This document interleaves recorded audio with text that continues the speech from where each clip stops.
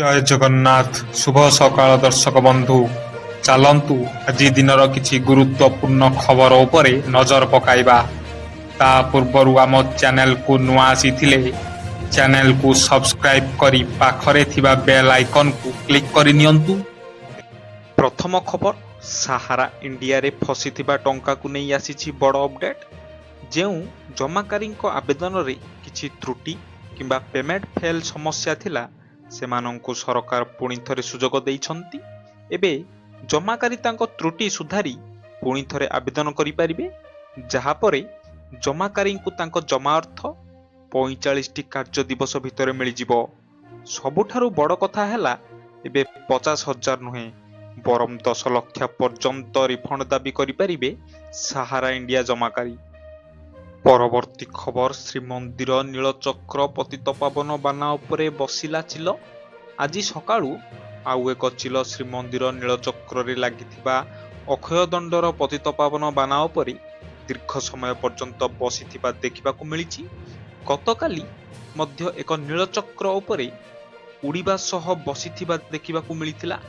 ତେବେ ଆଜି ଚିଲଟି କିଛି ସମୟ ଧରି ଉଡ଼ିବା ପରେ ଅକ୍ଷୟଦଣ୍ଡରେ ବସିଥିବା ଦେଖିବାକୁ ମିଳିଛି। ତେବେ ପତିତପାବନ ବାନା ଉପରେ ଚିଲ ବସିବା ଶୁଭ କି ଅଶୁଭ, ତାହାକୁ ନେଇ ବିଭିନ୍ନ ମହଲରେ ପ୍ରଶ୍ନ ଉଠୁଛି। ପରବର୍ତ୍ତୀ ଖବର, ଚିନ୍ତା ବଢ଼ାଉଛି 31 ମାର୍ଚ୍ଚ ବଢ଼ିବ କି ପେଟ୍ରୋଲ ଡିଜେଲ ଦର। ଶୁକ୍ରବାର ଭାରତୀୟ ଅଶୋଧିତ ବାସ୍କେଟର ମୂଲ୍ୟ ବ୍ୟାରେଲ ପ୍ରତି $136.56ରେ ପହଞ୍ଚିଛି, ଯାହା ଯୁଦ୍ଧ ଆରମ୍ଭ ହେବା ପୂର୍ବରୁ ମାତ୍ର $70.9 ଥିଲା। ଏଥିରୁ ଆକଳନ କରାଯାଉଛି ଯେ ଦେଶରେ ପେଟ୍ରୋଲ ଏବଂ ଡିଜେଲର ମୂଲ୍ୟ ମାର୍ଚ୍ଚ 31 ପରେ ବୃଦ୍ଧି ପାଇପାରେ। ପରବର୍ତ୍ତୀ ଖବର, ଦେଶରେ ହେବାକୁ ଯାଉଥିବା ଆଗାମୀ 2027 ଜନଗଣନାକୁ ନେଇ ଆସିଛି ଏକ ବଡ଼ ଖବର। ଏନେଇ କେନ୍ଦ୍ର ସରକାର ସ୍ପଷ୍ଟ କରିଛନ୍ତି ଯେ ଆଗାମୀ ଜନଗଣନା ପ୍ରକ୍ରିୟା 2ଟି ପର୍ଯ୍ୟାୟରେ କରାଯିବ।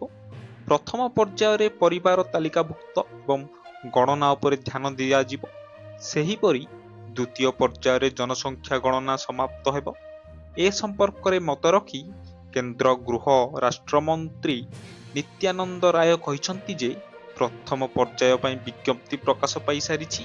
ଏହାପରେ ଯାଇ ଦ୍ୱିତୀୟ ପର୍ଯ୍ୟାୟ ପାଇଁ ବିଜ୍ଞପ୍ତି ଜାରି କରାଯିବ। ପରବର୍ତ୍ତୀ ଖବର, କଟକ ଶ୍ରୀ ରାମଚନ୍ଦ୍ର ଭଞ୍ଜ ମେଡିକାଲ କଲେଜ ଓ ହସ୍ପିଟାଲରେ ଅଗ୍ନିକାଣ୍ଡ ଘଟଣାରେ ଆକ୍ସନ। କାର୍ଯ୍ୟରେ ଅବହେଳା ଯୋଗୁଁ ମୁଖ୍ୟମନ୍ତ୍ରୀ ମୋହନ ମାଝୀଙ୍କ ନିର୍ଦ୍ଦେଶରେ ନିଲମ୍ବିତ ହେଲେ 4 ଜଣ ଅଧିକାରୀ। ପରବର୍ତ୍ତୀ ଖବର, ଚାଇନାଠୁ ତେଲ ଜାହାଜ ଛଡ଼ାଇ ଆଣିଲା ଭାରତ, ରୁଷିଆ ସହ ବଡ଼ ଡିଲ୍। ୟୁକ୍ରେନରେ ସଂଘର୍ଷ ମଧ୍ୟରେ ଭାରତ ରୁଷିଆରୁ ଅଶୋଧିତ ତୈଳ କ୍ରୟ ବୃଦ୍ଧି କରିଛି।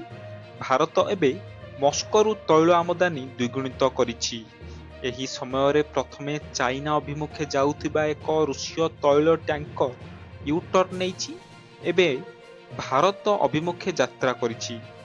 ଦକ୍ଷିଣ ଚୀନ ସାଗରରେ ଥିବା ସମୟରେ ଟ୍ୟାଙ୍କର ୟୁ-ଟର୍ନ ନେଇଛି। ବ୍ଲମବର୍ଗର ଏକ ରିପୋର୍ଟ ଅନୁଯାୟୀ ରୁଷୀୟ ଅଶୋଧିତ ତୈଳରେ ଭର୍ତ୍ତି ହୋଇଥିବା ଅତି କମରେ 7ଟି ତୈଳ ଟ୍ୟାଙ୍କର ଭାରତ ଅଭିମୁଖେ ଯିବା ପାଇଁ ସେମାନଙ୍କର ମାର୍ଗ ପରିବର୍ତ୍ତନ କରିଛି।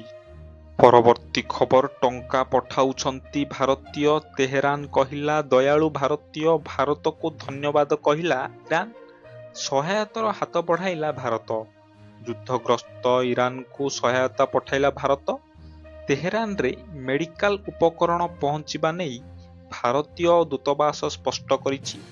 ସେପଟେ ଭାରତରେ ଥିବା ଇରାନ ଦୂତାବାସ ଭାରତର ଏହି ପଦକ୍ଷେପକୁ ପ୍ରଶଂସା କରିଛି। ଭାରତୀୟଙ୍କୁ ସାଧୁବାଦ ଜଣାଇଛନ୍ତି ଇରାନ। ଇରାନରେ ପ୍ରଭାବିତ ଲୋକଙ୍କୁ ସହାୟତା କରିବାକୁ ଭାରତୀୟ ଟଙ୍କା ପଠାଉଛନ୍ତି। ପରବର୍ତ୍ତୀ ଖବର, ଇଶାନ କିଶନଙ୍କୁ ବଡ଼ ଦାୟିତ୍ୱ ଦେଲା ସନରାଇଜର୍ସ ହାଇଦ୍ରାବାଦ। କମିନ୍ସଙ୍କ ଅନୁପସ୍ଥିତିରେ Indian premier league IPL 2026 season ଆରମ୍ଭ ପୂର୍ବରୁ ସନରାଇଜର୍ସ ହାଇଦ୍ରାବାଦ ଏକ ବଡ଼ ଘୋଷଣା କରିଛି।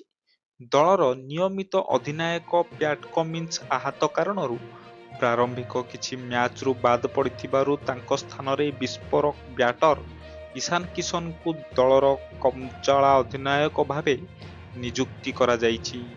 ଏଥିସହ ଓପନର ଅଭିଷେକ ଶର୍ମାଙ୍କୁ ଉପ ଅଧିନାୟକ ଦାୟିତ୍ୱ ମିଳିଛି। ପରବର୍ତ୍ତୀ ଖବର ମାର୍ଚ୍ଚ 19 ତାରିଖ ବୁଧବାର ଯୋଗୀ ଆଦିତ୍ୟନାଥଙ୍କ ସରକାରଙ୍କୁ ପୂରଣ ହୋଇଛି 9 ବର୍ଷ। 2017 ମସିହା ଆଜିର ଦିନରେ ଗଠିତ ହୋଇଥିଲା ଯୋଗୀ ଆଦିତ୍ୟନାଥଙ୍କ ନେତୃତ୍ୱାଧୀନ ସରକାର।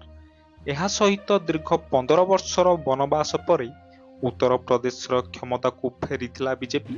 ଏପରିକି ଲଗାତାର 9 ବର୍ଷ ଧରି କ୍ଷମତାସୀନ ରହିବା ପରେ ସବୁଠାରୁ ଲମ୍ବା ସମୟ ଧରି କାର୍ଯ୍ୟ କରୁଥିବା ଉତ୍ତରପ୍ରଦେଶର ମୁଖ୍ୟମନ୍ତ୍ରୀ ତାଲିକାରେ ପ୍ରଥମ ସ୍ଥାନରେ ଅଛନ୍ତି।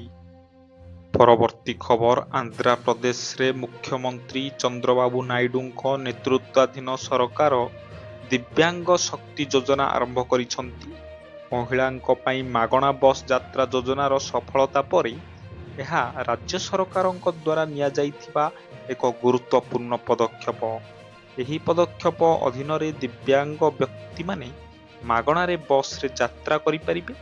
ଏହି ଦିବ୍ୟାଙ୍ଗ ସମ୍ପ୍ରଦାୟକୁ ଯଥେଷ୍ଟ ଆଶ୍ୱସ୍ତି ପ୍ରଦାନ କରିବ।